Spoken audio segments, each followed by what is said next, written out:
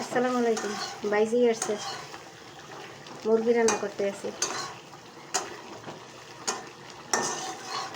তেলে ভাজলাম, হলুদ মরিচ মশলা দিয়ে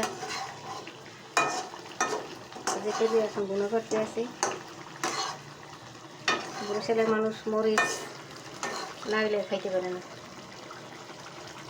আমাদের হয়েছে ঐতিহ্য হয়েছে যে মরিচ। এই এখন আলু দিলাম। অনেক সময় ভুনা খাই, অনেক সময় আলু দিয়ে পাতলা পাতলা ঝোল।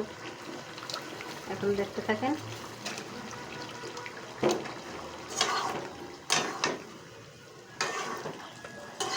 এই যে ভুনা করতে আছি,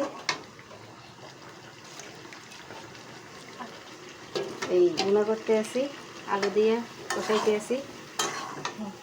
এই এখন ঝোল দেব, কষাকষি হোক। বরিশালের মানুষ আবার মশলা বেশি খায়, আর মরিচ না হইলে তো কথাই নেই। মরিচ না হইলে খাওয়া বন্ধ হয়ে যায়। এই আজকের আমি আলু দিয়ে মুরগির ঝোল রান্না করবো। এখন ঝোল দেবো, দেখাই আপনাদের বরিশালের রান্না।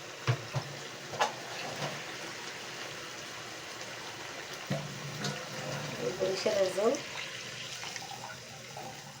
কালারটা কেমন আসছে দেখেন, দেখেন। সবাই ভালো থাকবেন, সুস্থ থাকবেন।